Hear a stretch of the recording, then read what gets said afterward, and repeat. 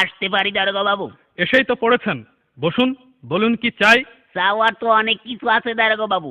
পেট ভরিয়ে খেতে চাই, হোটেলে যান, বাঁচতে চাই, হাসপাতালে যান, মাথা গোজার ঠাই চাই। ফুটপাতে যান, এখানে কেন? ও এখানে এখানে এসেছে একটা ডায়েরি লেখাতে। গত রাতে আমার বাড়ি চুরি হয়েছে তো, তাই ডায়েরি লেখাতে এসেছি। ও চুরি কেস। জি জি। আপনার নাম? কোন নাম বলবো?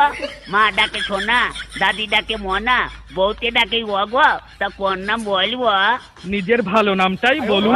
তাই বলুন, ওই হুমায়ুন ফকিরি।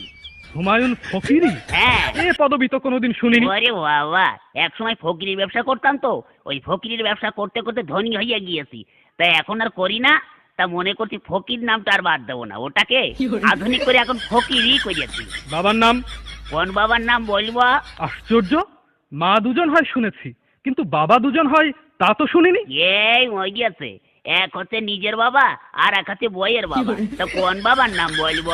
নিজের বাবার নামটাই বলুন। ও তাই বলুন, নিজের বাবার নাম হচ্ছে গিয়ে আবুল কালাম ওয়াজাদ। অজাত? জীবিত না মৃত? ধরুন জীবিতও না মৃতও না, তবে পলাতক। পলাতক কেন? বড় সার্থক নাম আমার বাবা।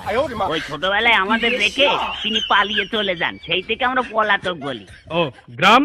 গ্রাম ওই পাগলাকানা ইউনিয়ন। পাগলাকানা ইউনিয়ন?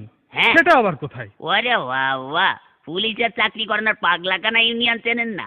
সারা পৃথিবীতে ইউনিয়ন তো মাত্র দুটো, একটা সাগর পাড়ের ইউরোপিয়ান ইউনিয়ন আর একটা হচ্ছে পাগলাকানা ইউনিয়ন। আপনাদের ওখানে বাস চলে?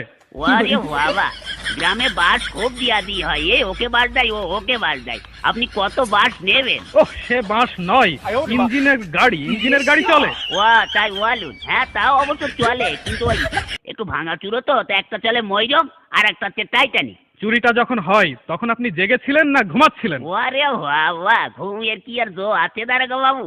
বইয়ের নাক ডাকানি, ছেলে পেলে তো ঘ্যান ঘ্যানানি, মশার প্যান্টানিতে ঘুমাইকার বাবার সাধ্যি। তখন আপনি জেগেছিলেন? তবে আর বলছি কি, প্রথমে না দারোগা বাবু দরজাটা খুব করে শব্দ হইলো, হওয়ার পরে দেখে একটু লোভ ঢুকলো, তখন না আমি একটু ভাবছি দেখি না কি করে।